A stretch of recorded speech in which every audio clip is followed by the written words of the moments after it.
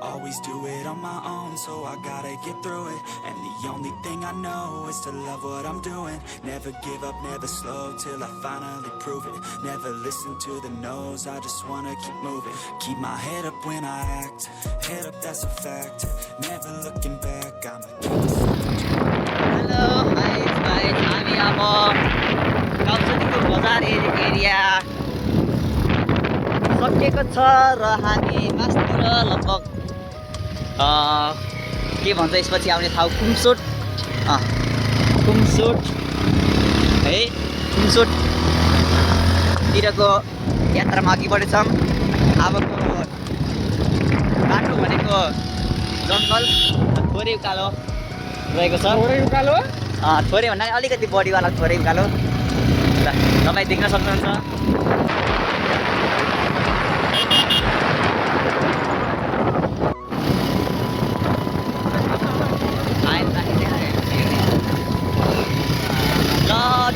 काउसडी हेर्न सक्नुहुन्छ। थोरै किरोले नारायणी नदी त्यहाँ थोरै टाढा देख्नुहुन्छ। तल त काउसडी सहर देखेको छ, थोरै धमिलो यता हामी अब हामी कुमसोट भन्नालीको र बालुवाडाँडा आइपुगिसक्यौँ। यो देखिएको सबै डाँडाहरू यो एरिया बालुवाडाँडा नै हो। यहाँबाट काउसडीको राम्रो भ्यू देखिन्छ मौसम खुलेको बेलामा। अहिले त त्यति खुलेको छैन, गाह्रै छ। यहाँ माथि भ्यू टावर पनि रहेको छ।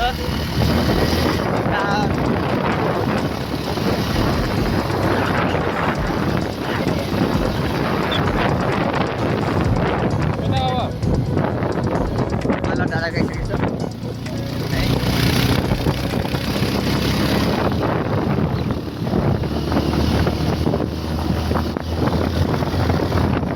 Beautiful road, this is the house. Yes, this is confirm. डाँडा हामीले कहाँ छोडी हेर्नु त डाँडा Yes, yes. Oh, this is a beautiful road. राम्रोसँग अहिले ग्राभेल भएको रहेछ। यही बाटोहरू हामी इयर एगो आउँदा यहाँ अलिक कच्ची थियो तर अहिले त राम्रो रहेछ। Yes, it's beautiful view. You can see, you can enjoy. Yes, here 100%. चढ्छ माथि। ओहो कति राम्रो केरा गाडी पनि रहेछ यता त। ल यता एउटा हाम्रो गाडी आउँदैछ एउटा ल भ्यू टावर बालुवाडाँडाको भ्यू टावर देख्न सक्यो।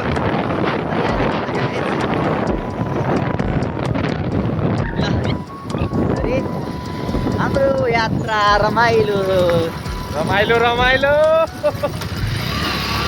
बनामा यो हेर्नुहोस्। अलि यो अगाडिको दृश्य हेर्न सक्नुहुन्छ तपाईँहरूले।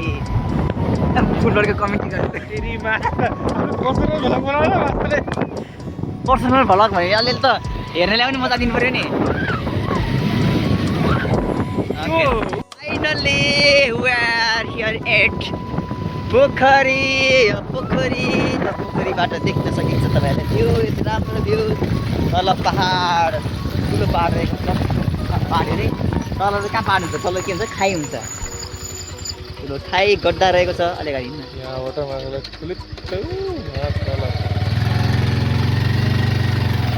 ठुलो खाइरहेको छ र यो पहाडको छेउमा पोखरी छ।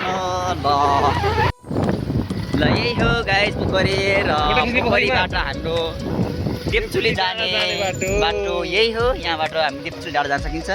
यहाँ बाइक चाहिँ त्यो डाँडा होइन त्यो त्यहाँ कुहिरो लागेको डाँडा एकदम त्यो टप। हामी यहाँबाट यति यो डाँडा हो। बाटो बनेको क्या है हेर्न। अहिले बाटो बनिसक्यो हो।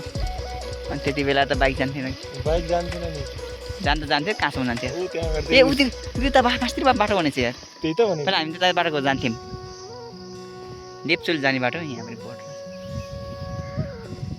यहाँ होटेल रहेको छ बराल होटेल।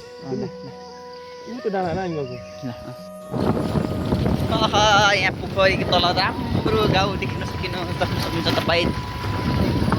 राम्रो गाउँ, ब्युटिफुल भिलेज।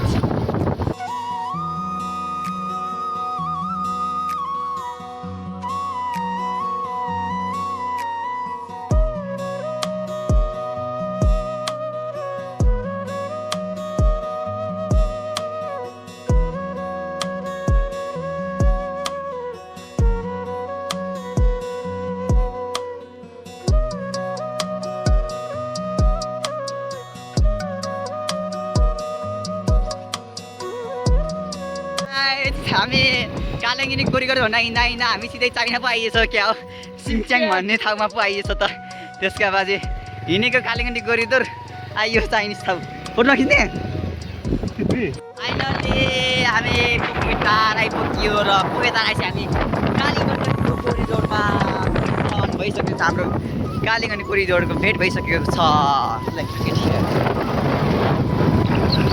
ल काली गण्डकीको बाटोमा हामी यात्रा गर्दैछौँ यहाँ नजिकै कालीगण्डकी नदी पनि देख्न सक्छौँ हामीले र यहाँ आएको छ फुर्से खोला पुल यो कालीगण्डकी नदी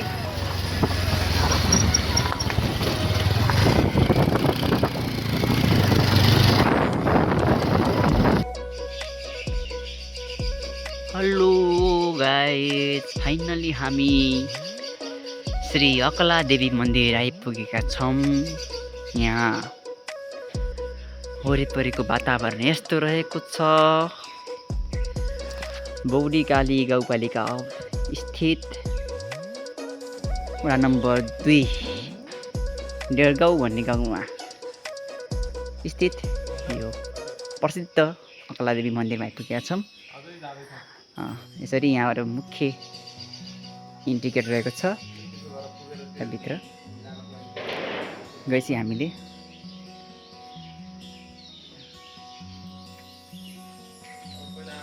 यहाँ मुख्य देवी स्थान देख्न सक्छौँ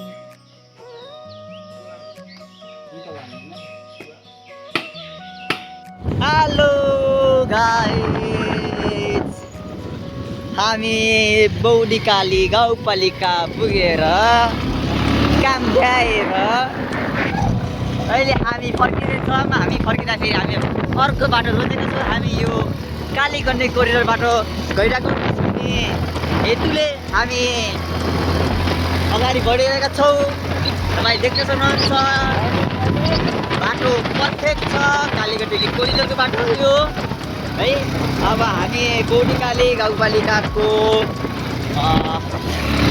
पालिका कार्यालयबाट लगभग 67 किलोमिटरको दूरीमा गइरहेको पर्दो रहेछ हामी अहिले लगभग 15 किलोमिटर अगाडि आइसक्यौँ बाटो यस्तो छ तपाईँ देख्न सक्नुहुन्छ बाटो एकदम राम्रो छ बिन्दास छ यसरी